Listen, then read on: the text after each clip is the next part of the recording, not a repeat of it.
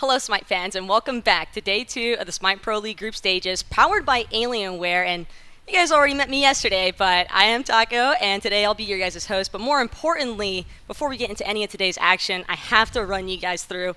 These laptops aren't just for show. The PCs are not just for show. Get all of the prime Alienware action for yourself by going over to smitegame.com/Alienware and making sure to use promo code SMITEAW so that you can also try to game like the pros. But what we're about to see from some of these teams today could be a little bit of make or break action. And Gore, maybe you could fill us in a little bit more on that. Yeah, this is kind of a do or die moment. Like, the Valkyries are in a position, especially with the way the Bolts they were able to beat the Leviathans last week, so they're in a great spot right now.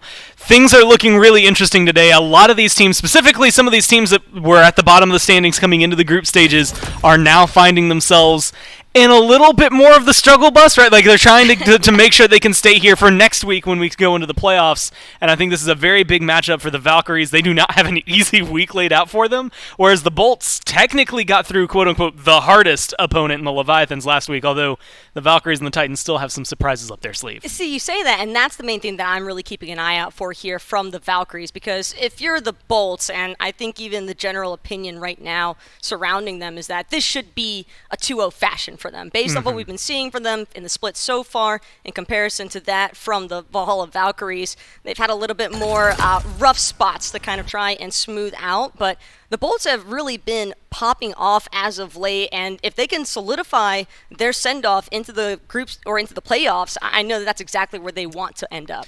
And this is, again, one of those times, like, if the Valkyries can win it, then things get really tumultuous. Everybody's 1-1 after this set then, and all of a sudden you start looking towards head-to-heads and all the weird tiebreakers that can come through. Of course, the rest of the weekend that can really break things through, versus where Group B is, where it's like the Scarabs have, I think, one set they have to win, and they have to hope somebody else gets a win to even give them a shot to going forward. So this is one of those moments the Valkyries don't want to be in that spot that the Scarabs are in. They don't want to rely on anybody else. It's all still technically in their hands, and if they can get a win here, that's a really good spot to get at least a step forward in the right direction. But again, looking for a win against the Bolts, who have looked, honestly, incredibly strong so far, especially leading into this group stage. I think that they had a pretty convincing set win against the Leviathans, although clearly some struggles that took place throughout that set. Certainly wasn't, a complete blowover by any means. I mean, both of those teams are definitely strong, but I have been very impressed by what the dual lane has been able to showcase from the Bolts, more specifically Awesome Jake. The guy's coming into the scene as a little bit of a fresher talent, newer face, and yet you would think that he's been here forever. I mean, the way he's been playing, like you said, just feels so at home with everybody else in the SBL. It's really, really refreshing to watch. His Ymir is something ridiculous, but honestly, last week, it wasn't the Ymir, even though it was really good, that caught my eye. It was his Ares, because he had like an 8-2 slash, like, it's something ridiculous, his KDA on the Ares, and it came out of nowhere. He just tops threes it.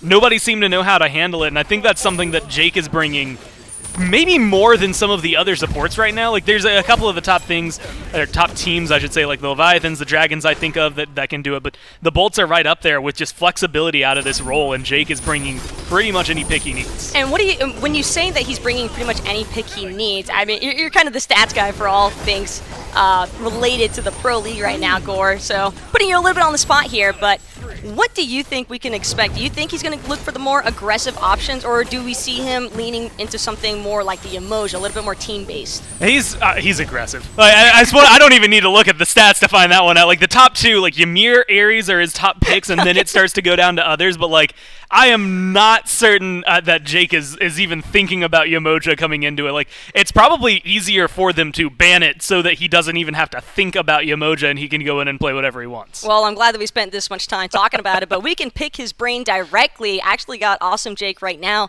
for the pregame interview, and I guess to start things off, Jake, you're coming in. This is one of your first, I think, bigger events with the SMITE Pro League, so what are your takes and feelings on this? I'm with the Olympus Goats here, and we're looking to dominate this game, eat all the grass we want because we're goats, and just trying to go off here. So straying away from the Little Caesars diet and coming more into the pastures, I guess, for the team? Yep. Got Last Goat, Goatix, Goat, Ven Goat, and I'm Awesome Goat 408, and Fair enough, and Jokes aside, coming into the set against the Valkyries, I'm sure you guys have seen some of the struggles that they've had during the online split portion so far, but what's kind of the team's assessment? Like, what do you think that you guys need to do in order to assure that you solidify that playoff seeding? Just give you a pick that I can run at them with, and let Hax do his thing, and just play around the mid 3-3, and just own them. All right. Well, definitely looking forward to see what kind of aggression you bring our way. Knowing you, it could be just about anything, but appreciate your time, and good luck with the set today. Thank you. Yeah. Jake, always in a fun personality. You can tell that the team morale, at least, is certainly high for the Bolts coming into this one. I'm sure that they're a team that is very accustomed, especially having some of the veteran experience coming out, likes of Barracuda, to really kind of keep their focus centered. I know that it's a lighthearted tone, but from behind the scenes, I can definitely say that these guys are more than ready to try and take on anything. And it feels more confident than they really had. Like, that's the thing that's kind of standing out to me. It took a little while last year before they kind of could feel confident in anything, and honestly, it wasn't really till Worlds till we saw them give a performance that really needed it. And then this year it was kind of like, oh no, like don't do this again. Like, we don't want to wait 6 months, 7 months before we start seeing you be proactive and be productive in the games, and they didn't make us wait at all. And that confidence is going to be crucial, especially when you're going up against the likes, because we talk about how Barra has a little bit of that veteran leadership coming into play here, but the same could be said for the Valhalla Valkyries. These guys have certainly been around the block more than once, and granted, like we've been saying, they haven't necessarily had the greatest showing so far. I do understand that there are, factors leading into that, but even just breaking things down on a set-by-set basis, we have seen some moments of, I guess, life from this team. Yeah, this is the obligatory high ping comment. There you go. It's out of the way. Now we can talk about everything that's going to be happening. And I think this is interesting. We talk about Raffer a lot, and as like a player-coach mentality, what he brings to the team and things like that. But the thing that's been kind of suffering lately, it just feels like the Valkyries and at least their style hasn't really translated well into the meta. Like, Emilito loves going to Jingwei over anybody else. Like, that was their most picked hunter. And other people like Barra will play her, but not first. Like, they're not going to lock her in immediately. It's not something that they're going to go to. I think Raffer has been very flexible, but the duo lane as a whole for the Valkyries has definitely felt like a weak pillar for them, and I think that's, if they're going to try and win this game, the opposite of what they need. They need to be able to deal with Jake. They need to be able to slow Barra down. So a lot of pressure onto Raffer to make those rotations and match out Jake's output, but a lot of pressure on Emilito as well to keep up with Barra. Certainly agreeing with all of that. Raffer's choices could definitely be on the more aggressive side to try and match up with Jake. And speaking of the God picks, I'm actually ready to jump into the picks and bans for set number 1 of the Valhalla Valkyries against the Olympus Bolts. And it's going to be, I think, a little bit of a battle for some of the top contender choices we've seen. A lot of gossip, I guess, in the background coming out for Fafnir. He's been kind of a centerpiece, and I know that he's a god that's certainly within both Awesome Jake and Raffer's god pool, so it wouldn't surprise me in the slightest to see them kind of leaning more towards like Fafnir, Amir bans potentially from the get-go. I mean, Jake was locking him in last year when nobody else really was thinking of, like he just out of nowhere is like, yeah, I'll play Fafnir this game, see how it goes. And so I wouldn't be surprised if that's a good focus point for them. But again, like last week, they were focusing on a lot of like Ymirs, the Ares came through. They did have a lot of priority on Zhang Kui for some reason. I don't know where he's going to fit into today or this week as a whole. Nobody else was playing him. I think he's lost all like 6 or something of the games that he's played. Like, Zhang Kui has not been winning. As much as I love seeing him locked in, I'm not very high hopes for that. So I'm interested to see what the Bolts are going to do for Venenu, considering your Merlin's Soul right now. He played Chiron mid, I think, last week and looked really good with, like, there's so many good picks for him. I hate to say this, but just leave the Zhang Kui behind. Leave the Zhang Kui at home? Well, I think it might be safe to say that I don't really anticipate either of these teams to opt for it. If they do, I think Zeros and Ven, secretly trying to find out who's going to be the first one to find success with the Zhang Kui, if anyone. But more importantly, definitely a lot of frontline focus coming out early on. I mean, Wukong off the board, some shots headed Ducky's way. Ducky has definitely been, I think, a shining piece for this Valhalla Valkyries roster at times. He's largely been able to extend, I think, some of the games that probably could have gone down a little bit faster otherwise. And I'm also appreciating the Valkyries taking notice and respect towards Awesome Jake Scott Poole, because Amir, Yamoja, 2 picks you definitely don't want to see him on. That's 2 things that are very threatening. Like Yamoja, I think we were talking to Wrong You about it the other week, and he just straight up said, yeah, if Yamoja's on their team, like it just makes it so much easier for the support to make all decisions they want and to play however they want. And same thing I would argue for Ymir. Like 2 seconds on the wall got nerfed down, so he's technically going to be slowed down in regards to if he just happens to need to wait 2 more seconds in the jungle to kill you, he'll wait 2 more seconds. But it hasn't really affected him the way I thought it would. I think last week we saw kind of like the hot touch, like, okay, wait, that stove was hot, I'm going to pull away, we're not going to pick Ymir. And then the last like 3 or 4 sets, they started locking him in. The Neath Band team still taking note of what the Valhalla Valkyries were able to accomplish in a former set once they threw zeros on the Neath mid.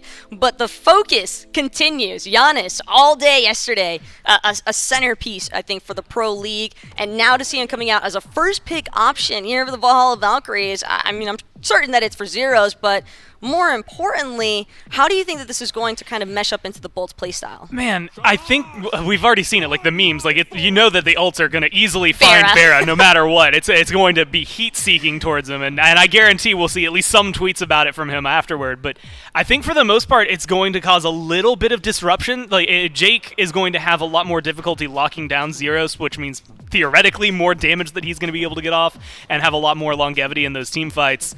But it is a little like problematic because he's good at running away. He's good at keeping himself alive. He is good at getting damage done. But there's only so much you can do if you're not in the fight, right? Like if Jake forces you out to portal away, cool. Now Jake can just turn around and look at somebody else, and you're just non-factor anymore. Some really strong responses, though, from the Bolts. That Chiron Gilgamesh early lock-in. Gilgamesh, a little bit vague here for the Bolts. Could be for solo, could be for support, could even be for the jungle. It's really just whatever the Bolts are feeling up to. I know for a fact that Jake, Lasbra, I'm certain both of them would be happy to get their hands on this pick, and even Haddix can definitely do some good Gilgamesh representation. But the Shing 10 and King Arthur front line, I do have some concerns seeing the Giannis because it's definitely a lot of peel and crowd control, but I guess I'm more concerned about the follow-up from these 2 gods. Yeah, I think there's a lot of worry to be had there, but I also like it a little bit. Like, I think that King Arthur and Xing Chen, at least, well, Xing Chen just feels like a Raffer pick, and maybe that's why I'm like a little more on board with it. But also, like, what was it? Inbound picked him not too long ago and was showcasing what he could do, specifically that Furious Roar. He can definitely survive for a long time. 50% damage reduction as well. So, like, you could theoretically make Chiron not happy in a lot of these fights, but are you getting to Chiron? Are you getting through Gilgamesh Ares? That's going to be very problematic. Here's what scares me as well is the Ares pick, in fact, for Jay, because we already know how much he loves to play that up-in-your-face aggro style. So knowing that they're going to have that cripple available to them and the no escape just for a good follow-up, even the knock-up immunity can be really strong for Ares in certain circumstances against the King Arthur and Xing 10. So it might not be as clear-cut as it initially seemed. And granted, like I said, we saw a lot of success with the Giannis yesterday, but this Ares response from the Bolts today screams confidence. I mean, and think about it, every single time, as long as the chains hits Giannis, good luck getting away now. Like, all of your mobility, all of your capabilities of staying alive are gone. Same thing for this Honor. Like, I like that Jake is picking this up specifically because of these picks. I think this is how he did it last week as well, and he was able to go like 8-2 and 12 on that last time around, so I think that's something like the Valkyries have to prioritize in team fights as much as you don't want to. The Bakasura finally getting a chance to make his debut. It was only a matter of time, and I do believe he was only recently permitted into pro play. For anybody who's not aware, Bakasura did receive... maybe this week. Yes, he did receive a buff on that Devour minion, and his mana costs are not as steep in the early game. Now, here's the question. Bakasura versus Gilgamesh, who are you going to take? Man, Johnny's Bakasura is really good. I haven't seen Baka in a long time. I think yesterday it was showcased as well that you get the Demogorgon that's going to be coming through with the Stranger Things and the near future. But man, the Gilgamesh for Lasbra, that is one of the most difficult calls. Like, that true damage, it pays a lot, but there's a reason we don't see a lot of them, right? Like, I think Johnny is capable of making this pick look really good, but everything the Bolts have locked in right there is tried and true. Every single pick from top to bottom is something they have run with success and beaten. They 2-0'd the Valkyries the last time they played. That was weeks ago, but still, like, all of that taken in, I have to lean towards Lasber's Gilgamesh, but I really hope I'm wrong because I want to see Johnny have a good game on Bakasura. It is fun seeing a little bit of the unconventional start to slip its way into the pro leagues, but I'm not going to lie, Gore, just at a basic rundown of these two comps, really liking a lot of the comfort and familiarity that the Bolts have drafted for, and the Valks seem to be going with a little bit more of a high execution comp. Yeah, it's going to be more difficult. Like, the Giannis King Arthur, on her, theoretically, like, meta picks, everybody's been playing them. We know that they will work, and we know they fit really well. Although King Arthur Cucullin, like, that's been the solo lane of the last month, if not longer. Like, you should be used to that matchup at this point, but how well he is going to be able to handle Haddix, who was such a big performer for them last week, and he was playing Hercules in those matchups. Like, I think this is something that the Bolts are going to be able to control potentially from that side. All of a sudden, you add Chiron Ares. It feels like their duo lane's going to do well. Vin could feed his brains out, and he's got two pillars on the side no matter what that are going to help bring this team up. And I don't think he's going to. I think he's got a good Morrigan on there as well, and theoretically, hey, Bakasura is doing well. Giannis is doing well. He can turn into anybody he needs to. It just feels so much better for the Bolts as a draft, but that's where maybe those comfort skills come in. Who would you expect the Morrigan transformations to be prioritized towards? Because I think it's relatively open-ended here for Venania right now.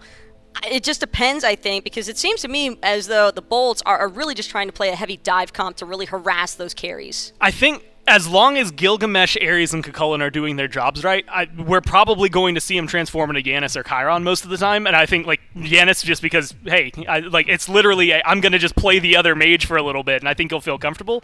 But, hey, we burn their beads with Ares ult. Maybe we need to pull him in. He can ult into the Ares. Like, I think it's more often than not still going to be a backliner, but just having that prevalence is open is nice for him. I think a really quick note I want to make as well with the Chiron is that training exercise providing a cleanse. Shin 10 crowd control a little bit slow. I'm not going to lie. It takes a little while for that ultimate to ramp up, and I have some concerns that if Bear's quick on the trigger, he's going to be able to kind of just freebie his team without necessarily having to burn relics in the process. It's not going to be an easy game for the Valkyries. I think that's the easiest sentence I can say for this desk. It is going to be very difficult. History has it going towards the Bolts. The draft, I think, has it going towards the Bolts. A lot of pressure on Raffer on the Xingqian to look really good and have a great performance, but I would say triple so for Johnny. Like, you're locking in the Bakasura. Everyone saw it last year in the SEC. You looked really good then, but can you make it look good here in the Pro League? And can you carry your team the way you were on Loki in the first few weeks? Well, we were highlighting the supports, and now I'm excited to see how this matchup is actually going to take place. So, Dulcin, do us a favor and take it away. This is do or die, it feels like, for the Valhalla Valkyries and the Olympus Bolts. Well, it might feel like win and in for this team going in to the Phase 1 playoffs here very shortly. My name is Dulcin. Agro's with me. Doug, of course, working the camera for game number 1 between the Valhalla Valkyries and the Olympus Bolts. And we wondered, Agro, when Johnny came into the league, how long it was going to be until we saw this hyper carry style jungler that worked so well from last year in the SEC. Ever since those shell nerfs got spoiled and teased, everyone was just thinking, like, man, Johnny's god pool is about to double, triple in terms of viable gods that he can go to. This is exactly his wheelhouse, going to gods that like to farm up for a little bit, like to play cleanup crew as they come in later in team fights, and Bakasura does that really, really well. He power farms effectively. It's nearly impossible to invade this god because of the Eat Minion. He invades himself very, very well, and as soon as you get to 2 to 3 items, you're going to be able to find some kills, almost certainly. It's just a matter of picking your spots, and no matter the struggles of the Valkyries and the struggles of Johnny individually, one thing that I think he has been very good at so far during his SPL career is he's been good at picking his spots, and so that's why I think he's going to do well in this Baka. Lasber makes his way to the mid lane, as the junglers do around level 2, finds a little bit of damage onto Zeros. We have seen some very, very early first bloods if one of these mid laners gets caught just a bit off guard a couple minutes into the game. It looks like Zeros and Venenu both will be able to play safely enough. You got to imagine that's kind of the name of the game here for the Bolts, right? You know that this Bakasura is going to get dangerous over the next few minutes into the mid game, into the late game.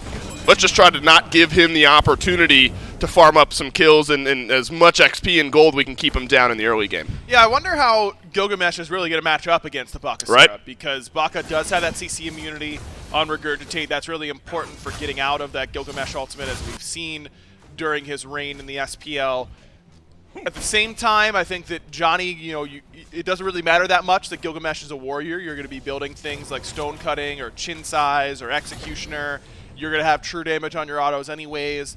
That extra tankiness doesn't really phase a character like Bakasura like it might someone who's a little bit more ability-based, like someone like a Thor or something like that could have some trouble dealing with the inherent tankiness of this Gilgamesh. I'm interested to see where Johnny's build is going to go. He hasn't started off with Katana. That tells me he's not going to be rushing that Golden Blade that we occasionally see out of these auto-attack-centric characters that have low clear, really just relying on their autos more than their abilities in order to clear the jungle.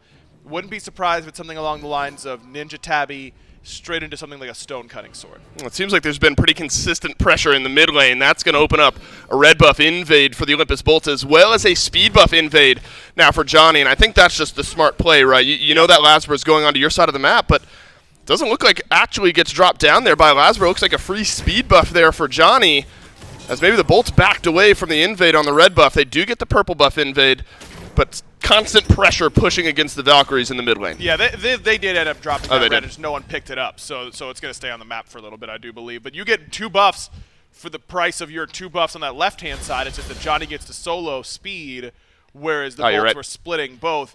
It's just a smart play. You are much weaker as Bakasura pre-5 than someone like Gilgamesh. You're weaker than everybody without your ultimate, really. Bakasura is a very ultimate-dependent character. And by that nature, you don't necessarily want to be defending those invades. Even though, yes, Johnny could have very easily secured the red buff with Eat Minion, the Bolts are daring you to fight them. They're stronger than you at that point in the game. So it's a smart call by Johnny, not just giving up the farm and backing to base or something like that. He's able to at least get a consolation prize. Maybe even better than a consolation prize. Stealing speed and blue on the other side of the map is important. And he's got himself a 1-level lead as a result. Reaching that level 5 mark, that's when you maybe start to see an impact, though we've talked about how this Bakasura needs a couple items in the back pocket to really have that impact. Now Lasbra very close to reaching level 5 as well. It's been interesting following along with some of the early days of this Gilgamesh out of the jungle. I'd argue we've seen pretty mixed results given how some of the games have gone around this Gilgamesh. Lasbra, though, pretty much an early adopter, I think, out of this pick. Solo in jungle has been really, I think it was Mike maybe that played Gilgamesh support. Yeah. But Lasbra now with an opportunity early on in this game, reached level 5, has a chance to maybe make an impact. There's been constant pressure, it feels like, pushing against this mid lane. The Bolts might be able to take advantage. Now, to keep note that Zeros is weaker than Venenu. He hasn't finished his boots, but the opposite is the same for Johnny. Awesome Jake blinks on in, grabs the pull, Rapper in the winds of Shamash as the through space and time flies through. That catches out on Awesome Jake, and the Valkyries strike for first blood, but Johnny caught on in. He'll leap away, take one portal. Venenu is in there on the chase. He's transformed into the Gilgamesh, but won't get the kill. The Valhalla Valkyries, they make it 1-0. Barracuda's going to put some good damage onto Emilito, nearly enough to take him down, but not quite, and the Valkyries limp away with the first blood in their pockets. It's a good idea by the Bolts. We're just going to dump everything into Raffer because he's not level 5, but he does have tank boots, and that's really all that matters as a support these days, is making sure you have your tank boots in time. That was 3 entire kits dumped into the Xing Chen that do not result in a kill because tank boots are that good. Uh-oh, maybe solo alert here. Ducky caught over by the Greater Scorpion, and Haddix makes him pay. It was an attempted blue buff invade there by Ducky, but Haddix had enough damage on that transformation. Could be some damage here for Johnny as well. Won't be, instead just looking towards his purple buff. Here comes Jake. This is a good fight for the Bolts as Johnny beats. He is chained and he is toasted by the Bolts. Just too easy on that invade, and that's just too greedy from the Valkyries jungler. You don't have a ton of ward vision here if you're the Valkyries. You've got a regular ward on blue and a ward on your bottom left side. That's a lot of different areas where Jake can come from that you won't know that he's on the way. So unless you know exactly where he is, that's too risky. Uh-oh, Zero's farming up some of his back camps to Portal.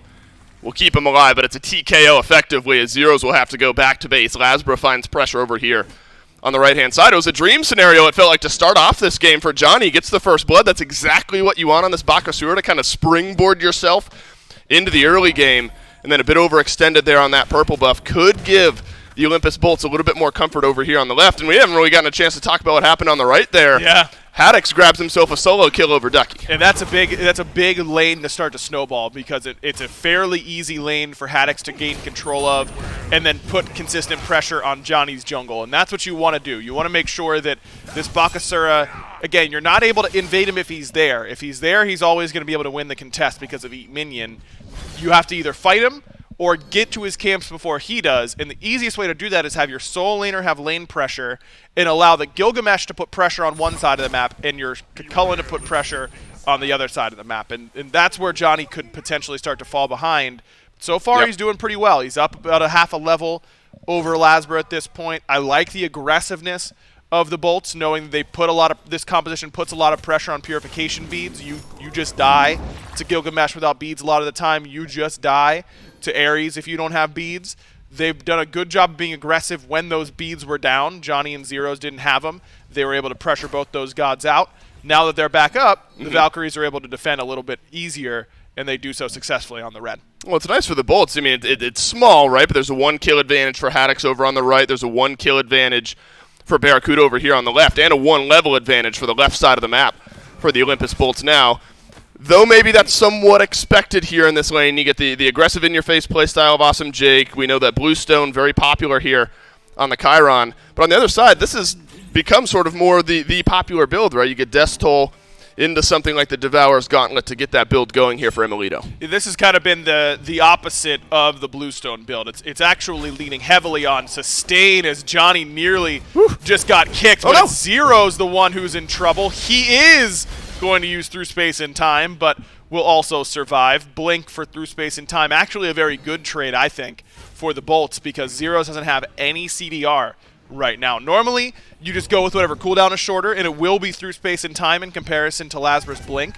But Giannis loses so much effectiveness in the early game without that ultimate. You lose a lot of the threat that you have around the map.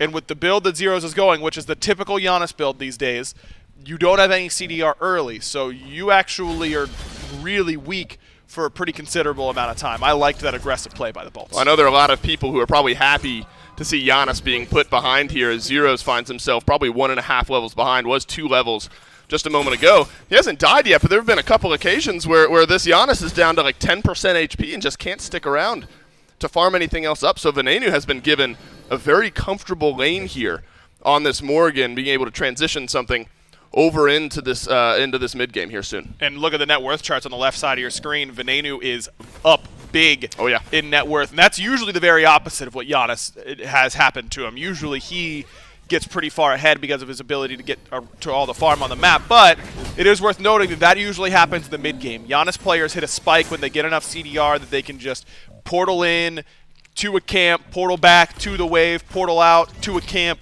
That doesn't really happen in the early stages because you don't have enough CDR. It's really once you get your Chronos pendant that starts to happen. So even though the net worth is pretty different right now between those two, about 400, 500 gold between the mid laners, it's very easy for Zeros to catch up once he gets that CDR. But it comes at a cost, of course. That those camps that he's taking are taking farm away from Johnny potentially, or Raffer, or Emilito, wherever he's going to his sides of the map. Maybe some farm to spare for Johnny. He finds himself 200 gold up over Lasbra here. It is Rod of Tahuti for Venenu early on here. Maybe get to see some of that bonus. Yes, you do. Defeated is Johnny. Goodbye, Bakasura, as Lasbra leaps in.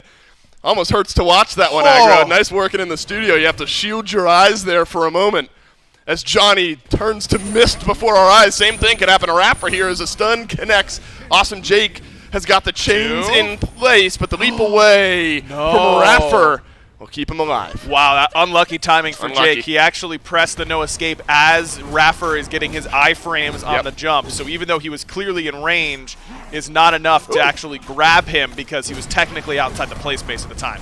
Ooh, Olympus Bolts playing with fire a little bit there. It's the Gold Fury instead that gets taken down. Emilito throws the Desert Fury over the wall, just a chance to steal it away. Zeros sent through space and time over there, that as well.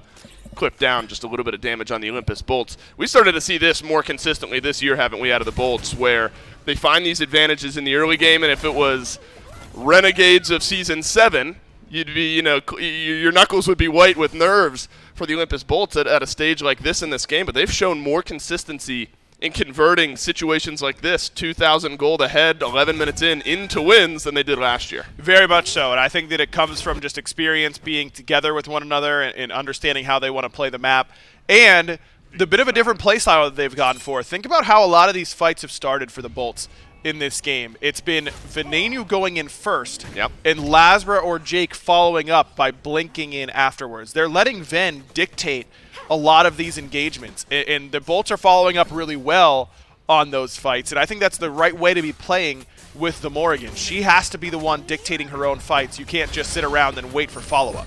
Maybe a skirmish here around this grade, or Scorpion. Rapper taken low, but Venenu is as well. Johnny's found his second kill of the game, and now Awesome Jake left alone. He'll get ulted down by Ducky. Haddix is going to rotate over, but he's going to de-transform here shortly. Could be a great fight for the Valhalla Valkyries if they can find another. Awesome Jake gets chopped down by Ducky before he can make an impact. And Zeros gets sent back to the grave by Lasbra, so at least the Bolts get at least one, but a horrible engagement to pick by Venenu that time around. I was just praising him for how good his fight selection has been. That one could not have been worse. Just a low impact objective. Who cares if they get that greater Scorpion on that right side of the map? If Venenu waltzes in when the whole team is going to be collapsing, very little ward vision for the Bolts on that side of the map. Just a terrible series of decisions by the Bolts to end up going in there. And it loses them a little bit of their momentum and a little bit of their lead, because now, if Venenu still wants to be the primary fight starter, he doesn't have Purification Beads anymore. The ultimate's down as well. That'll come back up sooner rather than later. But those things matter a lot for the Morrigan, where it's very easy to interrupt her mid-transform, and then you're just sitting there and just toast as soon as that starts happening to you. Definitely a big mistake there from the Bolts. And now Rapper started to find some value out of this Xing Chen pick, where earlier on in this game, it felt like Awesome Jake was going to be running the pace. They find themselves even in levels, but Rapper's affected 100% of the kills, where Jake has just got the one assist and a couple of deaths in that back pocket. So the Xing Chen starting to meet its mark a little bit here, and that's a great trend for the Valhalla Valkyries, because it's felt like at times this duo lane kind of falls behind in these games between Rapper and Emilito, and dig themselves into these holes that are hard to get out of. Definitely, and the Xing Chen is the exact type of pick that I think Raffer should be playing. It's nice and survivable. It lets him live life on the edge like he prefers, but also can have a big impact with that setup CC like he's good at. Bit of a chase is on now as the Olympus Bolts attempting to get away. Awesome Jake has his ultimate. Emilito uses the leap and the beads, and Awesome Jake just chases him down. That ultimate's still chilling in the back pocket, and he's going to use it now as Barracuda finds the snipes for the first kill and what will be the last kill in this engagement, and the Olympus Bolts find themselves a free pick. It costs Lasbra a little bit. I mean, the beads and the ultimate, but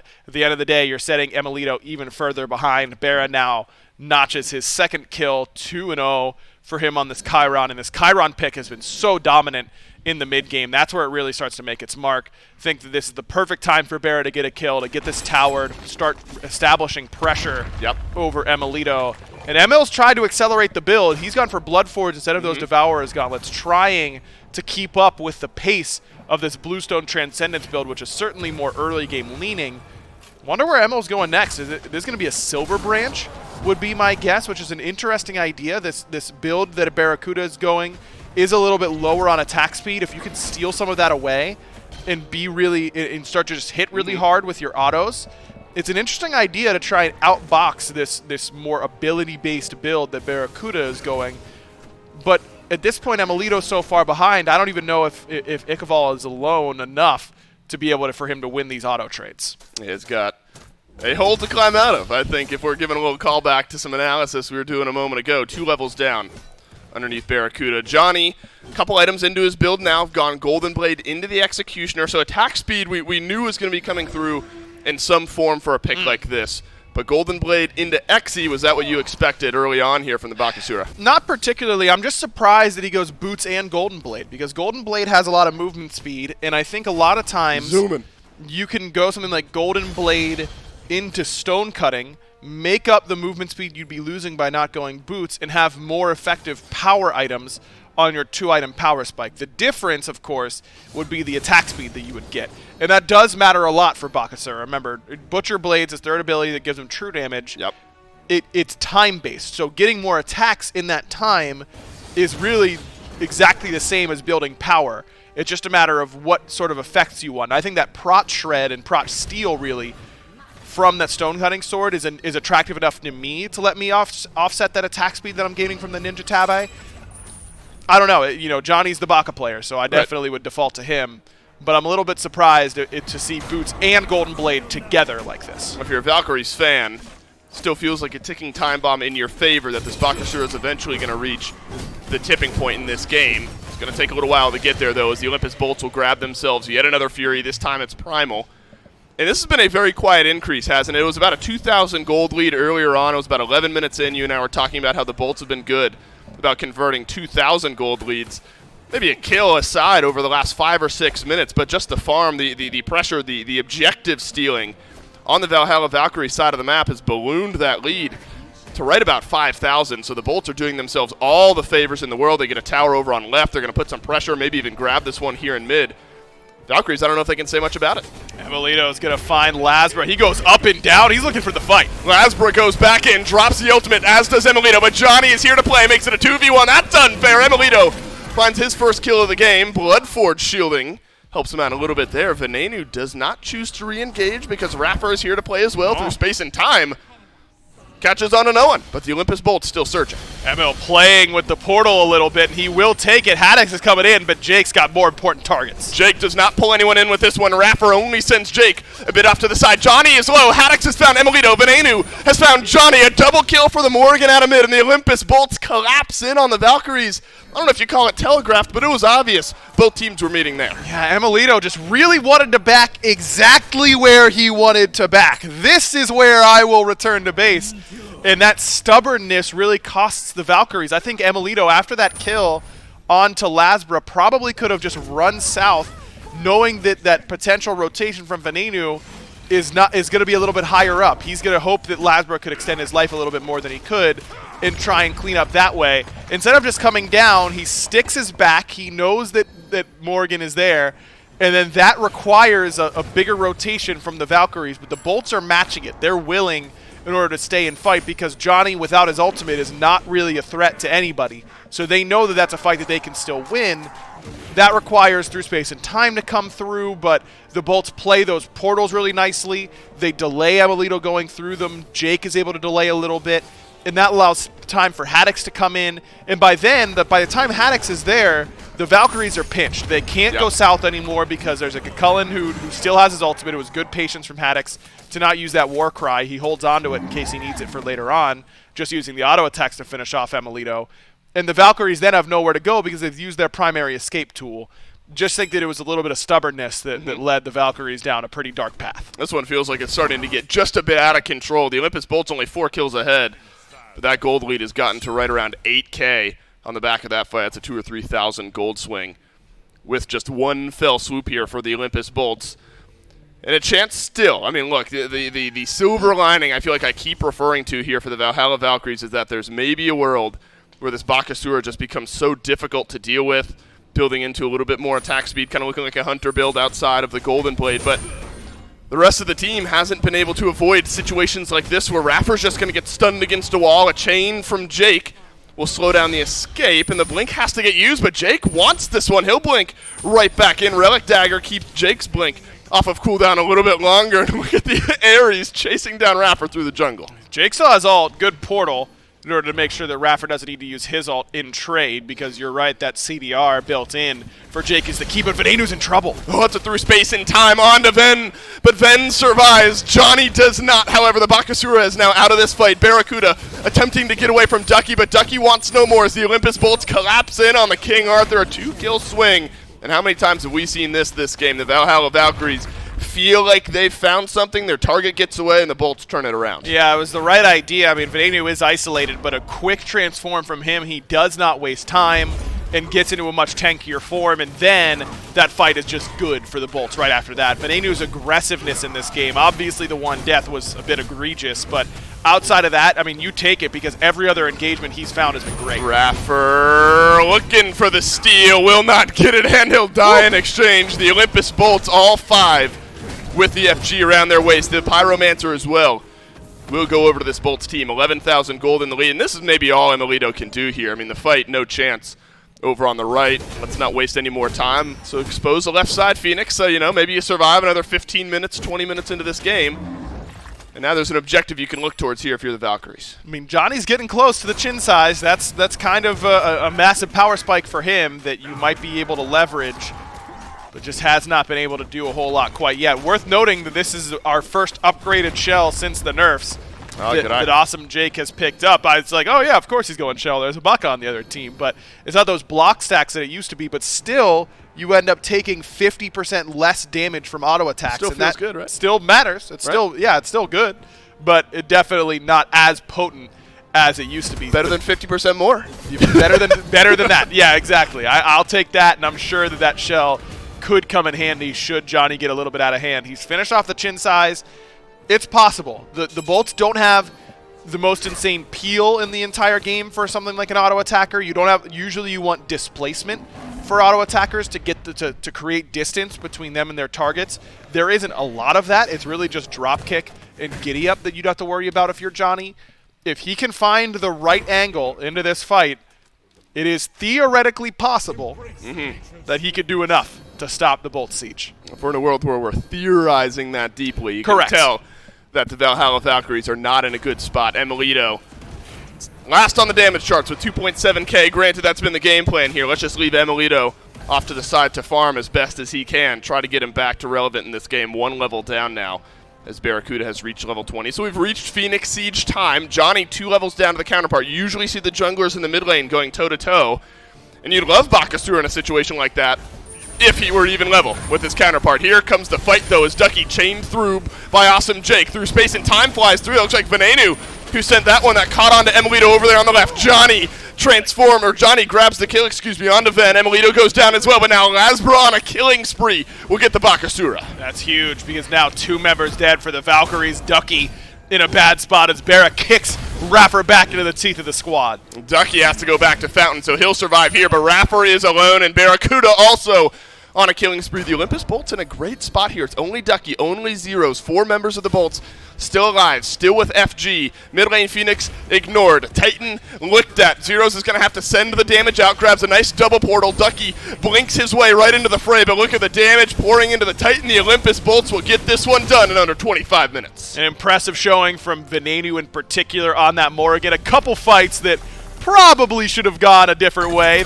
Just a little bit of a different fight selection potentially for him, but overall, really impressed with the way that the Bolts wanted to play around him in that mid lane. A staunch front line that was really just there to follow up on this Morrigan. You pick a hunter that can peel for himself a little bit, who can follow up from a long distance. I think the composition really worked well for the Bolts today. And this is what we're starting to see more of from this Olympus Bolts team. That's the trend that's been established. Remember, they beat the Leviathans in the first game here in this group. That was the toughest task we figured they would face. And now they're in a great position. One more win over the Valkyries like this, they can move on. In theory, I think the math is on the side there. I don't think there's any world where they don't make it out of this group with one more win over the Valkyries. Olympus Bolts, they came to play here today. We'll take a break and see if they can bring it again in Game 2.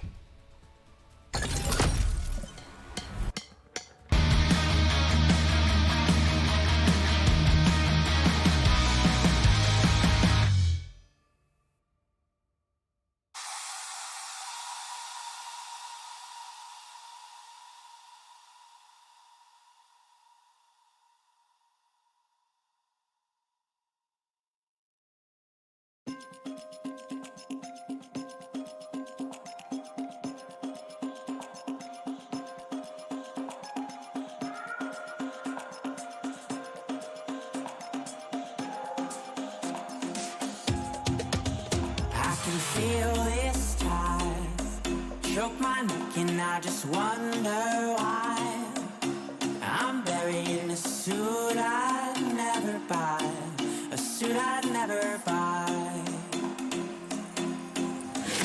Cufflinks on my wrist, I can't act surprised when the shovels hit dirt in the earth. Did they start to cry?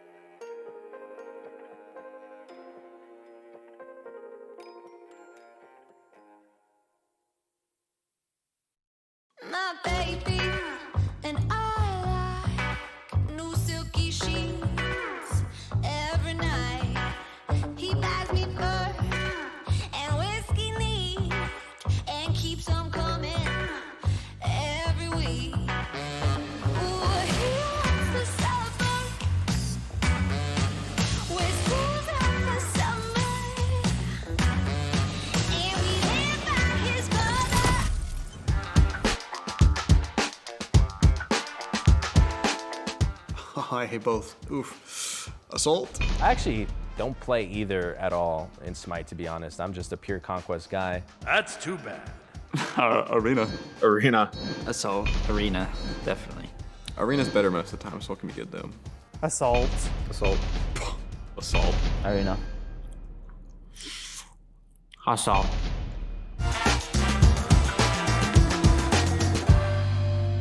Goodbye now.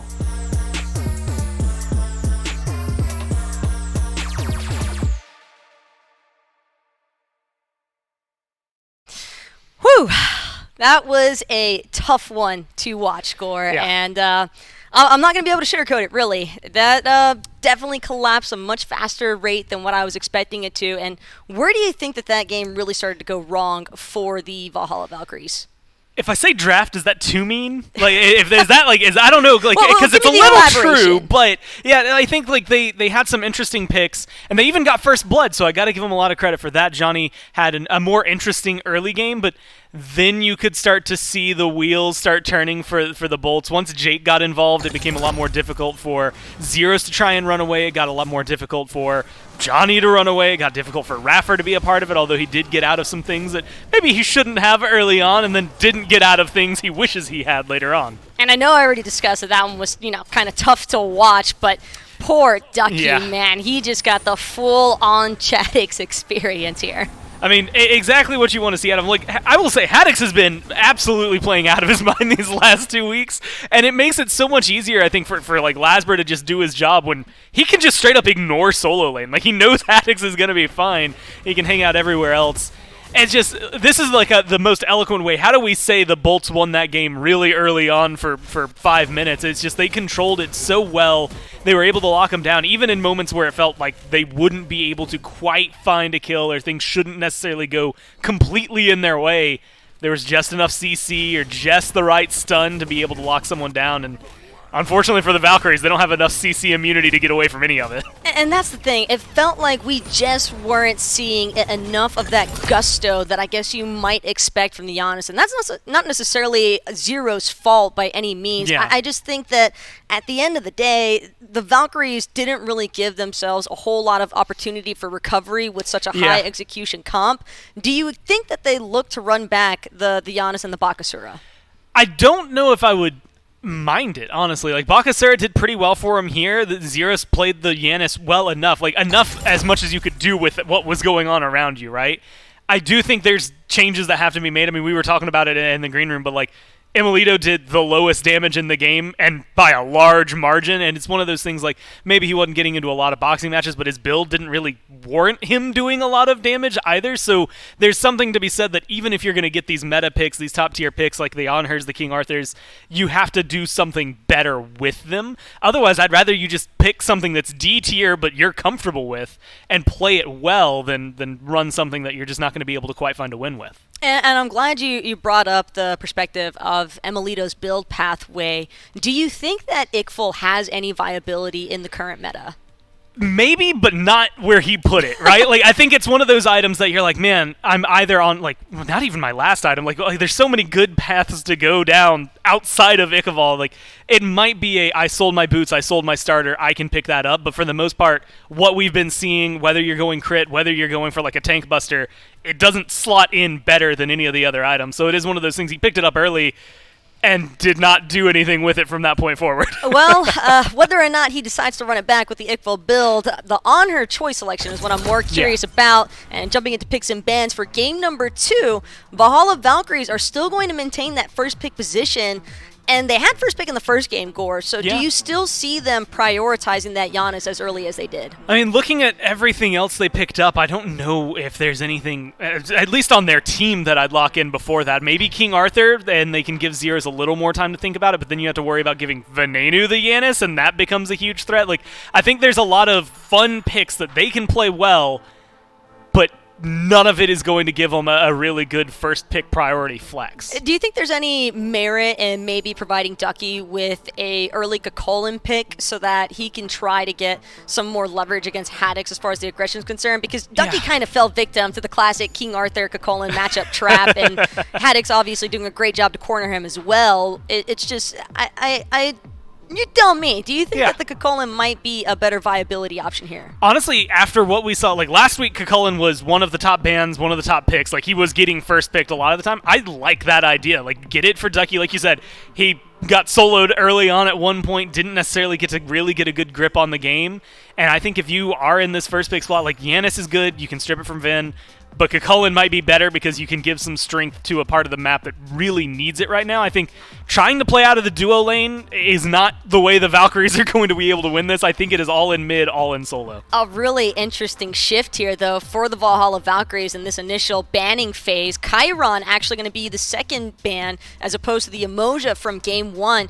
Do you think that Raffer might be leaning into snagging it away so that Awesome Jake can't have the potential for it? I'd actually really like that, if I'm being honest with you. Like, the Xingqian wasn't bad, wasn't great, right? It didn't necessarily hit any of the narcs you want to see out of it, but it got to survive and kind of do some of its job. But I think Yamoja could at least give them some sustain, a little bit more control on the game.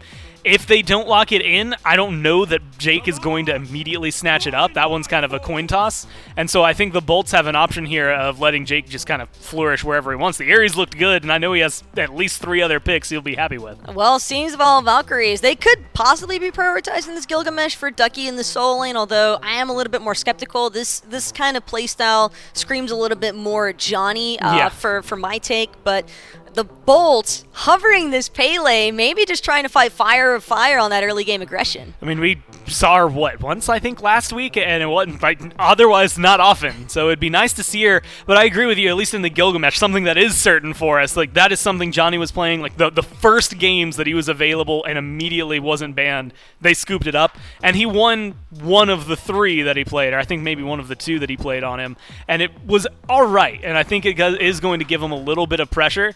But, again, it's what they build around Johnny to make him look good, because I think he looked good enough on the Bakasura, but it's not enough to solo carry the game. I think that's where his priorities need to be, is just trying to figure out where the pressure points are going to be for the Bolts. Well, I don't think we have to guess, at least for game number 2, what Haddix is going to be representing in the solo lane, taking that King Arthur away so that Ducky won't have the opportunity to look for it.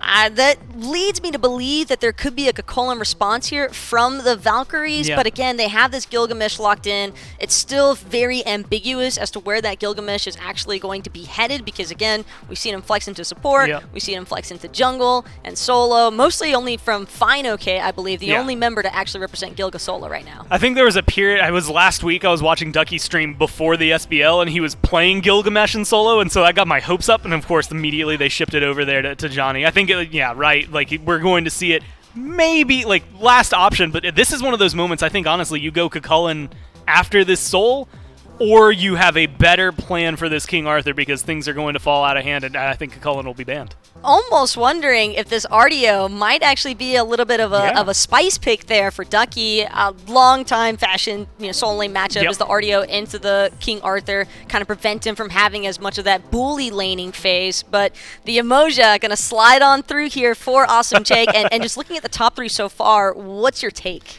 Look, the Bolts, like, Fenrir is the one that's kind of maybe more arguable as a top pick or not, but we've been seeing him banned more often. We've been seeing him picked more often. Scary D had like a 12-3 game on him last week. We know it's a really good pick for Lasbra, so I would say with all of that, I can guarantee he's a top pick here. And look at King Arthur and Yamoja, who everybody will throw at the top of a tier list any day. It just feels like the Bolts are once again starting to run away with things. Soul, I think, is really good. Gilgamesh can perform really well, but they need a much better bottom 3. Like, RDO is all right, but I really want those last 2 picks to knock me out of the water, or else it's just feeling like a Bolts game already. Well, considering that the Valkyries are still choosing to eliminate Hunters from the 4th and 5th banning slots, I'm almost inclined to believe that this could be a potential Emilito's Soul as opposed to Zeros. And even still, do you think that this Soul might encounter some difficulty since Fenrir's Brutalize can follow her so well through that Disapparate? Yeah, I mean, she's going to struggle with it, right? Like, if Fenrir decides to sit over there, he's going to be fine. Yamoja might even give her some trouble because you can Disapparate a decent distance away, but she'll just have a Moonstrike waiting for you right on the other side, a nice stun that could come through and lock you down. Potentially make it easier for someone like Bear to find this. I don't believe this is actually going to happen here. It's been so insane to me to see all the firsts that we've had over the last couple of weeks. Like, that was Bakasura's first game. Last week we had like 7 new gods that were played, but Olorun, he's an old machine. It's and that's still about a all I little have bit for him away right now. from being super viable in the competitive meta, probably. But maybe something that comes to light in the future. Hard to really gauge at times. You never know. With some of these pro teams. The Osiris, however, you were asking for that oomph. Do you think that this is the gusto you were looking for? You know, when it comes to, like, this is, I don't know how to word this the right way, but European play, Osiris solo lane is really, really good, and so I actually really like this matchup for him. I don't know if it's necessarily going to stall out of maybe King Arthur, but I do, well, and it could still technically still be Gilgamesh and Osiris jungle, but that's a weird world I don't want to live in. Osiris going into the solo lane is something I think could work out pretty well for him. He can be really obnoxious against things like Medusa and Fenrir as well, so there's a lot more wiggle room for Ducky to find success here. But I do still think, in a vacuum, you definitely see Haddix coming out on top of most of the matchups in the boxing fights throughout this. Well, Zeros doesn't seem like he really wants to shy away from that Giannis as of yet. Going to try to run it back for game 2. And keep in mind, Gore, this is kind of the Valhalla Valkyries trying to stay in contention for these group stages. Should they lose this set in 2-0 fashion to the Bolts, that's pretty much eliminating their chances of being in the playoffs. Yeah, you find yourselves in that really obnoxious territory of, like, I think even if you win your next set, someone else has to beat somebody, and even then it goes to some head-to-heads, and things get really ridiculous throughout all of that. So you have to have a lot of pressure on it. I think the Giannis pick is better here because you don't have the Ares stalling you out. There's not as reliable cripples on the side of the Bolts. In fact, maybe none if I'm looking at this. Like, there's a couple of stuns, there's some CC, but nothing that's reliably going to say, cool, Giannis, you can't run through your portals anymore. And I think that makes it a lot better. And I know Barra doesn't keep track of this. There's no reason for him to, but this would be his 300th win if he's able to get a game win that he's had in his career. And like, he's hanging out there. A lot of the pros have been able and are right around that mark. And so for him, there's a little added benefit if he gets a 2-0. A little sprinkle extra in there, you know, just cherry on top, if you want to say. But looking at the Merlin, the Medusa, and how they match up in comparison to the Soul Giannis, I would definitely probably lean a bit more towards the Bolts for early game action. Yeah, Medusa like screams that she wants to fight, at least mid-game, right? Like, maybe those first few levels will be a little slower. Soul might have like the better clear, but the time goes on, I think we're going to see a little bit more interesting things out of this Medusa. Well, I'm certainly excited to see how all these picks line up in game number 2. Casters, you know what to do. The Olympus Bolts versus the Valhalla Valkyries will go toe-to-toe one more time, and it's still Dulcin, Aggro, and Doug. At least one more time. If the Olympus Bolts are able to capitalize yet again on a good composition that they've built for themselves here, Aggro, the desk figured there'd be plenty of early game aggression here for the Bolts. Lasbra on this Fenrir might be the one bringing that to the forefront. I would assume so. I think that he's drafted himself a really good composition to go up against, which is funny because he picked it first and still found a bunch of gods that I think he matches up pretty well against. Obviously, the RDO is going to be the potential problem for him. 2 different ways to interrupt him, the stun and the cripple. So that Brutalize is going to be hard-pressed to find value anytime Raffer's around. But if Raffer isn't around, I really like Lasbra's odds to change fights by himself in any potential lane that he goes to.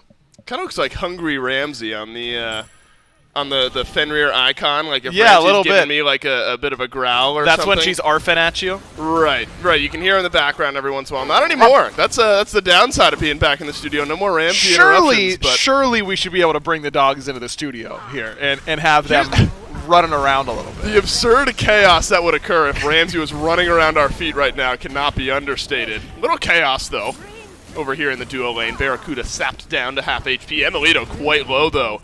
Aggro, we've seen Soul a few times over the last, I suppose, week, few days maybe.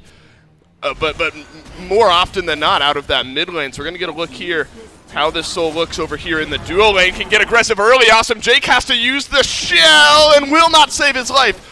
This Raffer is able to find the range damage for first blood.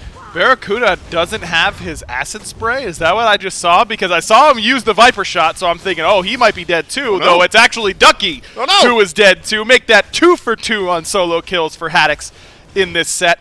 And it is no Viper, no acid spray there for Barracuda, so I was wondering why they couldn't clear the wave a little bit better with this Medusa Yemoja, and that's why. I think that really made a big difference. obviously the Viper shot much better at fighting, but you need to be able to clear the wave in order for that to matter. And the wave being there body blocks those Viper shot auto attacks. It makes it so Barracuda cannot get that poke damage off, cannot put threat on Emilito from a longer distance. Barracuda maybe not using his Medusa Oblongata here in game number 2. That is a part Dave, of your could brain. you, could you explain to me what Medusa Oblongata does for a person? It's the powerhouse of the cell. No, that's the mitochondria. Oh, right, yeah, no, I don't know what the medulla oblongata does. I know it's on the back of your head, I think. I don't know if it's the decision-making center of your brain, but it's part of your brain. And to my brain, it's all one and the same, right? If it's part of your brain, it has something to do with how you make decisions. Maybe still a chance, though, for Awesome Jake and Barracuda. Look, that is just pure reasoning. Me. Yeah, my medulla oblongata's working overtime. Okay, man. Do not push it with me, Dave Olson. I gave you the first one. I've already made the Medusa oblongata joke weeks ago. This is my second time. It's retired now. It's on the back shelf. Sure it is, man. Maybe once more in a few weeks when Medusa gets picked yet again. Look, more action, though, happening over in Duo Lane will bail me out of this anatomy lesson. Awesome Jake and Barracuda both half. Interesting aggro to see a Yamoja lane feeling out-pressured. But this Ardio and this Soul have just found free damage, it feels like, through the first 3 minutes. Ardio just so good at fighting in these sorts of lanes. I mean, she heals, she does damage, she's got ranged attacks, she can get up close and personal. She kind of does it all for you. Yamoja does a lot of those same things, but doesn't have the Omi or the Omi regen in order to keep that pace up like someone like an Ardio can. So it makes sense to me. The Valkyries are able to get some lane pressure here, and I like this idea. Don't let them get this purple for free. Barra's just conceding it at this point if he finishes off this back, but if Johnny's level 5, Lasbra isn't, and he's not here, though of course they don't know that. This is a good invade from the Valks. Oh, it's smart. Look, it's Bakasura in game 1. Probably didn't have quite that same potential to invade onto purples on a pick like that, but when you're playing this Gilgamesh, maybe feeling a little bit more comfortable 4 minutes into the game. Now we're starting to reach that pivot point, though, Aggro. Lasbra's reached level 5. He's going to have the Ragnarok online. Going to be difficult on the target selection because there's 5 sets of beads for the Valhalla Valkyries, but right now Zeros is the one being looked at. And the portal used to escape. But that feels like a worthwhile trade for Lasbra. A return gank now maybe has some potential. Yeah, beads down for Zeros means that he has to preemptively start to channel that ultimate before he gets stunned by the Fenrir, or else you are toast. The only way you can get out of that combo is with enough crowd control reduction. Tank Boots does it for you. At least it did at 20%. I actually don't know if that still completely stops that Fenrir combo. It used to be that you could just ult supports for free off that jump because a lot of times they wouldn't have purification beads. In this game, Raffer does, but something that I probably should have tested by now. But hey, yeah, I didn't, so here we are. Yeah, lots of theory crafting and min-maxing to be done in a situation like that. Raffer does have the bead, so likely won't come up as this game goes on. Lasbra and Haddix combine for an invade over here on the right-hand side. And yet again, look, this is shades of game 1, isn't it? Where we haven't even really gotten to talk about the solo kill that happened a few moments ago. King Arthur, we know, loves to find the lane bully pressure early on in the game, and now Haddix has got himself a 2-level lead over Ducky. And it feels like Ducky has been kind of the tried and true, doesn't it, for this team, where things sometimes crumble around him for this Valkyries team. But if that's not going to happen here in this game, it's going to be tough for the Valkyries. Things still very close early on here, effectively dead even. But you don't like the trend of Ducky falling a bit behind here in the laning phase. No, certainly not. That wasn't the case in game 1. I think Haddix definitely had a much bigger impact than Ducky was able to have. And now starting off with back-to-back blue buff invades for Haddix, coming off that solo kill, definitely looking like it has potential to be much more of the same. But the Valkyries not trying to invest too many resources on keeping that lane afloat. They're letting Ducky float off to sea, and they're trying to find their lead over here.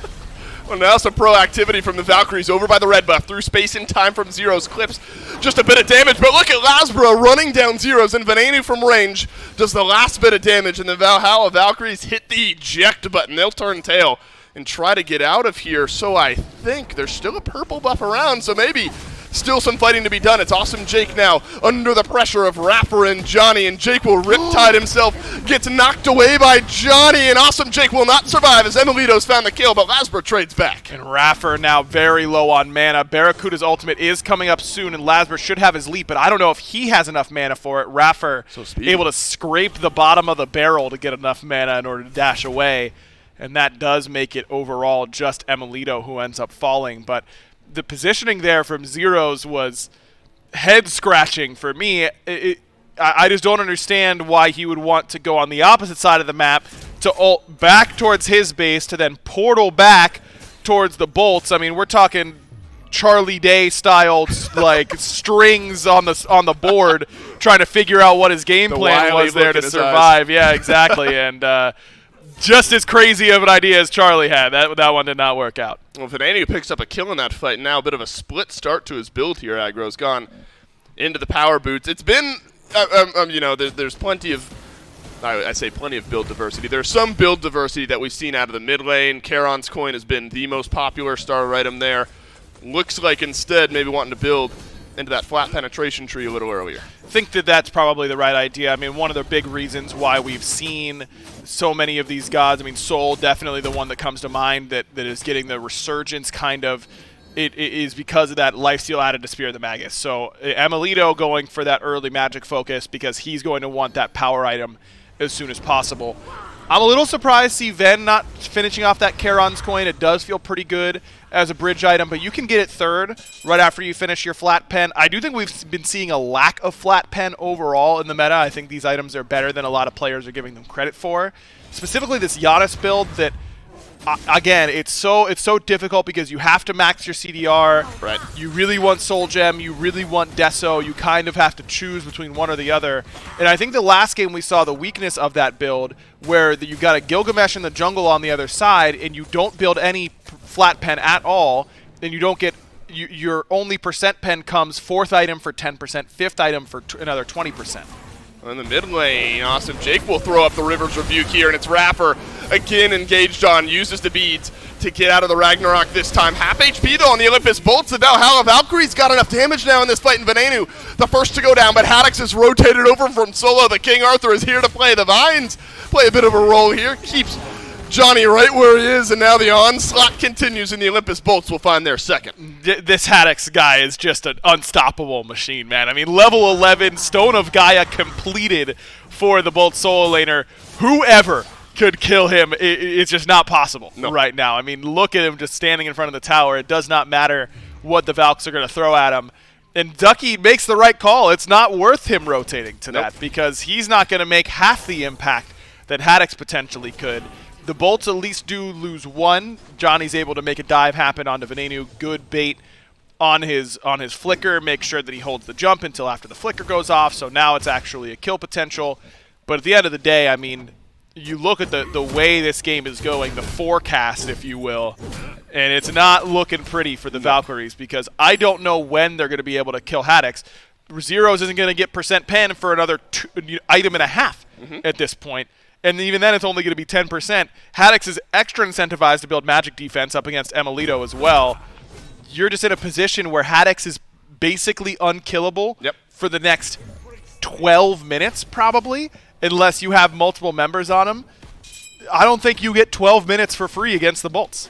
You got to imagine this is like best case and also worst case scenario for Barracuda, where he's talked about trying to keep Haddix and Awesome Jake from just running, W-keying their faces off the entire game. But Haddix is in a position where he can do it, so maybe it's best case scenario for Barracuda, where he doesn't have to worry about Haddix overextending. Lasbra finds zeros and brutalize. We'll put the Giannis down once more. Vananu will escape here as the Ragnarok triggered, but the leap away from Johnny will secure his escape. Yeah, that's what are you supposed to do against that? If it doesn't matter if you're near a wall, that damage output is just crazy coming from Lasbra. Seething Howl does quite a bit in order to boost those damage numbers. Can we actually see what Lasbra is ranking on this Fenrir? Because there's so many different ways that you can level up on this character. I thought so. It looked to me like he had put a lot of points in the Seething Howl. Just getting that extra power boost.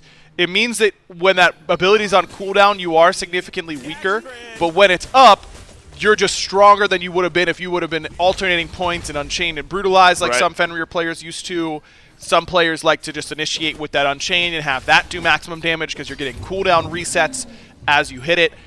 I think this is the right way to level up Fenrir right now. Put points in the Brutalized, but mostly worry about that Seething Howl. Brawler's Beat Stick online early for Lasbra, so the anti-heal will feel good for the Olympus Bolts. And Vananu figured might be a Spear of the Magus at some point, instead has gone into that Divine Ruin. So early anti-heal, important here for the Olympus Bolts and slowing down some of the sustain that, I don't know, hasn't really helped the Valkyries up to this point, but might have helped them stay in the fight. No, I mean, Emilito is going to get a lot of lifesteal. He has finished off his Magus, so that has lifesteal on it. Purple Boots is lifesteal. Zeros is going to be building Soul Gem. Having that anti-heal against those things, and of course the RDO sustain in the midst of these team fights, isn't required, but it could have been enough to turn fights if this game were close. So I think that the Bolts just make the right call. They itemize how they should. It's not a huge commitment to go beat stick instead of something like a Crusher for Lasbra. Certainly the Crusher would have felt better, but you're not feeling like you don't do any damage. Clearly not, as we just saw him basically one-tap zeros on that mid-fight. And Venenu gets a nice cheap power spike item in that Divine Ruin. It makes his overall 3-item power spike, which is where I think Merlin starts to do the majority of his heavy lifting, really cheap between Divine Ruin and what I'm assuming is going to be a Charon's coin. Going to make Ven pretty strong pretty quickly. Well, Venenu will get there quickly, second highest on the net worth charts. Haddix is on top by about 800 gold here. Yep. Osiris down 6,600 to 7,900, so 1,300 gold separates the two solo laners here. Osiris makes his way over, but King Arthur is here, so that's a big tilt now in this fight. Rapper finds a big stun on the backline, but gets pulled right back in, melted down by Venenu. And the Olympus Bolts will grab themselves a free kill in what looks like should be an easy Gold Fury on the back end. And Haddix just gets to have fun at this point because he just gets to Beyblade through this team fight and say, who can do the most damage to me, and have it still not matter. Haddix just running around while the Bolts are deciding whether or not to keep going on the Gold Fury. They will go back. They'll grab themselves the Gold Fury and add a little power spike into their back pockets as if that's what the Valkyries wanted to see. Some damage being put into the Olympus Bolts, but no more from Emilito.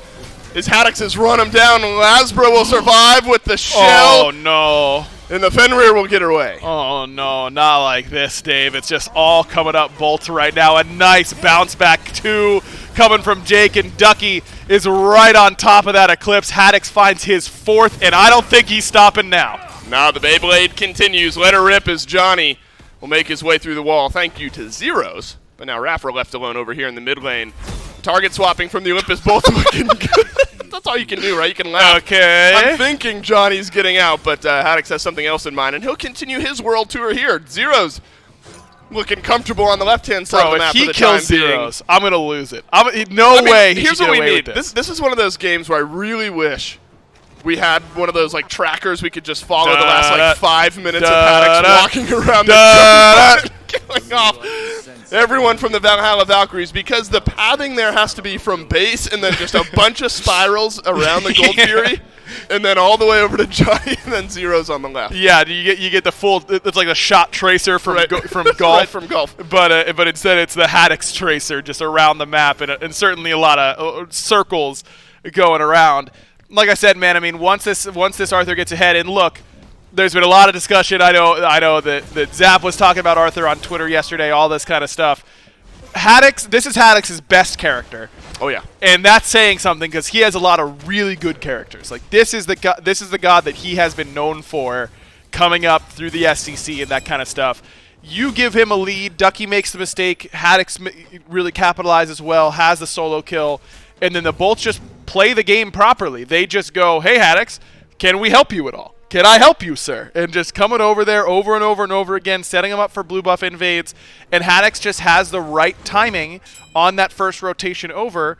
And like I said, who is killing him at this point? There is the tiniest bit of flat pen for Emilito from that Spear of the Magus, and that is it. Zeros puts 0 threat on Haddix. And these are the most fun times to play a warrior, where they're playing picks like Giannis that just don't threaten you at all. The only way that they could threaten you is by bringing too many people over for you to handle, and that's not happening because there isn't a number on the map that Haddix couldn't handle right now. I honestly like his odds in a 1v4. I like his odds to win that fight. Oh man, I don't like Emilito's odds here to stay alive. Lasbra will find the killing spree on the left-hand side of the map.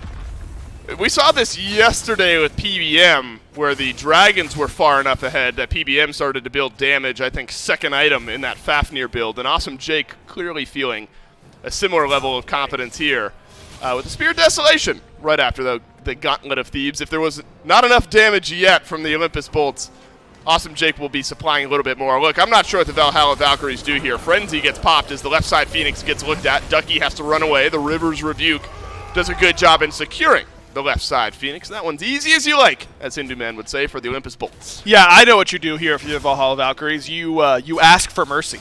That's your only out at you this order point. lunch. Yeah, you go, hey fellas, what are we having after this? Because that's about all you can do. Haddix is an unstoppable force right now. Yeah, DoorDash over some VOD review might be the order here for the Valhalla Oh, Valkyries. no, you don't watch this one back. No, you don't? No. There are a lot of this games. One's cut and dry, right? Exactly, exactly. You aren't learning a whole lot from this one. You can talk about the draft. You can talk about what you could have done differently maybe in the first, 3 minutes or so. But I don't think they're going to be doing that. I think that there are games that you just wipe from the memory banks, and this is one of them. Now, Agro, you and I have gotten ourselves into trouble a couple times before. In a game like this, one time before, we've gotten ourselves in trouble in a game. Really? Like I don't this. remember. It was a What Scarabs happened? game, I think, right? They were down by like Oh, true. 1,200 right. gold. I remember now. Scary D was like 9-0 Right, in on like the 10 Robin. minutes, That's right. and then both Benji and Cyclone decided they didn't want to win. Right, so it's going to require somebody from the Bolts deciding they don't want to win here. Oh, okay. And that's sort of the fortunate and unfortunate mindset I was talking about with Barracuda early on, because Haddix can run it down, but he wants to be running it down here in this game. A couple members of the Valhalla Valkyries over here on the left. Meanwhile, on the right-hand side of the map, Ducky left alone with 3 members of the Olympus Bolts. Barracuda, Awesome Jake, and Haddix will work down this right side Phoenix. Is Ducky enough to defend it, though? Going to be a tall task. Lasbra nearly goes down through space and time. Does some good damage, but a great Aegis from Venenu.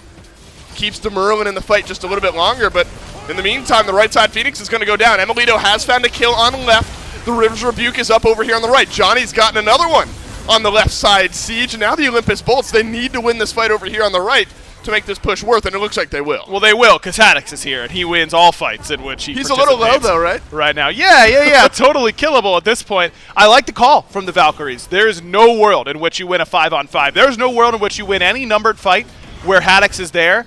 Are they really going to get this Phoenix? They don't get a single back off. They will get this Phoenix. Oh, no. No, he's fine. He's got his Zapparate well-timed. He's good to go. That's a nice play from the Valkyries. Think that the Bolts definitely could have played that a little bit better, used Jake's mobility or Haddix's mobility, certainly to zone away someone from the Valkyries to allow Barracuda or the other frontliner to get the back off. It really only would have required one to get their back off initially in order to stop that Phoenix from going down.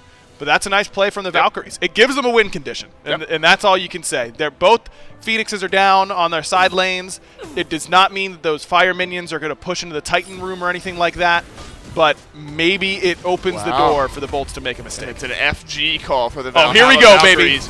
baby. Haddix on time. the left-hand side of the map. Haddix walks on in, and the Valhalla Valkyries walk on out. Ducky looking for the stun onto Haddix will not land with that axe, and the Fire Giant has been reset. Barracuda's going to rotate his way over from the mid lane. Haddix has found one with the ultimate. Emilito disapparates away, but Lasbra's there for the follow-up. Zero sends through space and time off to the left, and Emilito desperately sidestepping all the damage will take the portal, stay alive a little bit longer, and Zeros will keep himself in the fight as well, but Barracuda's finally run down the soul, and the Olympus Bolts will grab a pick. I mean, that was pretty well played from Emil to live as long as he did. He got a lot of his damage off as well, but this is just gold diff at this point. That's really all that matters. The Valkyries are just too far behind in golden experience. I've liked the last 3 to 4 minutes of their gameplay. I think that they made the right call trying to trade out objectives. They committed to diving that left-hand side. They got a couple of kills. The Fire Giant pool is ambitious, but Dave, Titan has some damage on it. That's right. As of right now, the Olympus Bolts Titan is lower than the Valhalla Valkyries Titan. The minions made their way in there and autoed it like 3 times. Okay, well that's huge. So we can, we'll put that one in the history books there. Look, from the position of sitting underneath your Phoenix and waiting for the Bolts to come to you, your chance to win is 0.0001%. Yep. The way that the Valkyries have played it, they've raised their odds. And as risky as that Fire Giant is, as unlikely as it is to work, it's a higher percentage chance than sitting around and waiting for the game to end. And that's all that you could ask of a team, in my mind. So I like the way the Valkyries have been proactive still in trying to keep themselves in the game. Oh, entirely fair. It'd be easy and maybe even acceptable to allow the Bolts to kind of work in and attempt some sort of Titan defense, but the Valhalla Valkyries have tried to give themselves a chance into this game. They still have one under a Phoenix defense. Didn't see a lot of fireworks from the Valkyries last time here, as a great Rivers rebuke from Awesome Jake opened up the door enough for the damage to fly through afterwards. Emilito has to disapparate over here to the left, but Haddix just moving his way into the backline. Raffer walks into the backline as well. Venenu and Barracuda have to kite away from this RDO, but look at what Haddix is doing here to Johnny. He'll likely find the kill once the Aegis wears out. Now Haddix unstoppable at 7-0, and the King Arthur swinging through the Valkyries. Here comes Zero's ultimate, and it tickles, I believe is the right terminology. Haddix right there. Ven gonna flicker forward, leaves Ducky. That's not the primary target. We gotta find Emilito's 5th death. And Emilito's collapsed on by the Olympus Bolts. It's a double kill from Barracuda, and we are 22 minutes into this game, and the Olympus Bolts have set their eyes on the Titan. The frenzy gets popped, and it seems like this one is all said and done, and the Olympus Bolts have given themselves near 100% odds on moving through to the Phase 1 playoffs, and I think it might be 100% odds. We'll farm up just a little bit of damage here at the end of the game, but the Olympus Bolts make it look good in 23 minutes. Man, sometimes your solo laner just goes off and you don't have to do a whole lot, and I think that's what happened here for the Olympus Bolts. Haddix started off the game with that solo kill, got ahead early, and the team was able to play around him really well, consistently going to those blue buffs, consistently waiting for him to fight. And Haddix just got paid on every single rotation. You know, you're playing blackjack, you hit early, you have to play a little bit more aggressively, and then the hits just kept on coming. Haddix was unstoppable in that game. And I felt like the stage was set. There was another solo kill, something that happened over there on the right-hand side that just gave Haddix that little bit of leverage that he needed early on. Ducky was a couple of levels behind. And this is, I think, just the definition of a snowball, isn't it? Where it starts off small, little lead for Haddix there in the solo lane, and then just absolutely spirals. The Olympus Bolts, they came to play, and we'll be seeing them in the Phase 1 playoffs. That's it, though, for Aggro and I on the cast. We'll take a break, and then the desk will break it down.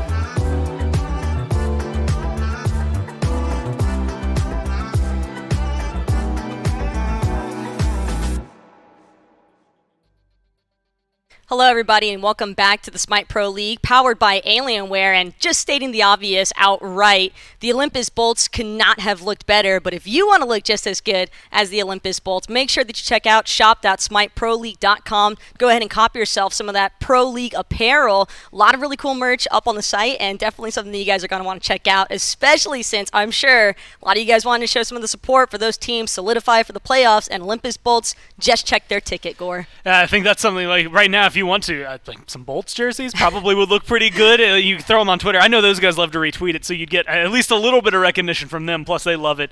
What is it they said during their interviews? Bolt in, bolt out. Whatever hashtags you want to throw goats on out, there. I think is the new motto for the team. Awesome Jake was very clear on that rebranding that's taking place for the Bolts. True. But I'm not going to lie, Gore. That was absolutely a blowout for game two. Hey, if you're the Bolts and you're like, man, you know what? We really need like just one set win to get to the playoffs. That's the kind of set you want, right? Like to just absolutely glide your way in. I think, of course, you get to watch some of the auxiliary. There were technically 4 other players that weren't Haddix in that game, and they did play SMITE, and they played SMITE pretty well. But you have to say, I think everybody had the door open for the success, probably from Haddix. Although I will give a lot of credit. Lasbra looked very solid there on that Fenrir, but it was just so impossible from how long into 8 minutes, maybe even sooner than 8 minutes to about the end of the game to just talk about anybody that wasn't Haddix. He just zoned out so much. He got solo kills. He would fight 3 people at once and walk away laughing from it. Like he never felt like he was really stressed out. Generally not a great look in a game when King Arthur is just W King for the vast majority of the what was this, 23 minutes just about for both of these games, and Haddix without a doubt making his presence known that he is not here to mess around when it comes to the solo lane engagements. He is willing to just get right up in front of everyone. Yeah, I mean, again, just played it so smoothly. 7-0-5 for him. Like it's not good. It's bad enough already if you have a solo laner who's not dying. Then you double on the fact that he did almost 30,000 damage. Holy moly. That damage hurts. He was just having fun. I don't think there was a single moment throughout all of that where he might have felt like he was under any sort of pressure or scared of anything. I think he was very calm and collected the entire time. And Haddix obviously making his mark known. And with that being said, the Olympus Bolts, like we just mentioned, have already checked off their ticket for the playoffs. But checking out the standings really quick and the rest of the matchups, you can see Olympus Bolts leading at the top here for their group. Atlantis Leviathans, Tartarus Titans, still looking to make some noise though, I believe. And Group B, I don't think there's anything really guaranteed just yet, at least between the Oni Warriors and the Camelot Kings. Scarabs maybe, and a little bit of that hot water now sitting there with Valhalla Valkyries. That dependency for another team to kind of drop for it to come back in their favor. But even still, with the following matchup score, who do you think we should keep an eye on? Honestly, I'm going to keep watching, at least right now, for the Leviathans. I think tomorrow, like, granted, what we just saw, maybe they're not that stressed out about anything, depending on how things are going. But them, the Kings, as well as the Warriors, the Titans, like there's a couple of those teams that I think right now it's the Warriors and the Titans. Really, they're going to be throwing a fork in everybody's plans. Where it's just you could think that's going to be a 2-0. A few weeks ago, it probably would have been a 2-0. But the way they've been looking, the Titans a little more so than the Warriors, has been on the up and up. And so I think those sets are going to be a little more interesting than we would normally give them credit for. Well, that's stuff to lead up into the future, but at least for right now, we've got Haddix coming in for that post-game interview, and who better to talk about this set? Haddix, you were an absolute force to be reckoned with. How does that feel for you knowing that the team is already clinched for the playoffs? I mean, it was kind of expected, to be honest, but it do be feeling pretty good. Did you have a lot of fun, by the way, Beyblading your way for a solid 20 minutes there on the King Arthur? Yeah, I mean, it's pretty awesome when you don't have to go like Void Shield or Pesty. You can just go full CDR and run everyone down. It's pretty awesome. And did you ever have any concerns throughout game number 2 that, there was like some comeback potential for the Valkyries, or was it really just that controlling for you? I mean, that game was kind of over pretty fast. I mean, they kind of just let me have full pressure in solo. Like, I got 4 up, I took everything from them. So, I don't know, I thought it was kind of completely over. Do you think that you might have put a little bit of a mark on your back, though, for maybe some of these other teams that know you guys are solidified for playoffs, and maybe they might be looking to try and focus you out? Any concerns for that? I don't think you can really focus me out just because we have awesome Goat for away. We have Bear Goat. Like, what can you do? We have Ven Goat in the middle lane. We got Last Goat. Like, you can't take us all out, man. It's just not possible. Well, I'm really liking the rebranding, at least, for the Olympus GOAT squad. And, again, congratulations to you guys. Fantastic showing in this setup up against the Valhalla Valkyries. I'm looking forward to see what you guys have for us in future sets. But for right now, we're going to go ahead and let you go and celebrate that victory. And as for set number 2, we've got that coming right up. So you guys make sure to stay tuned, and we'll be right back.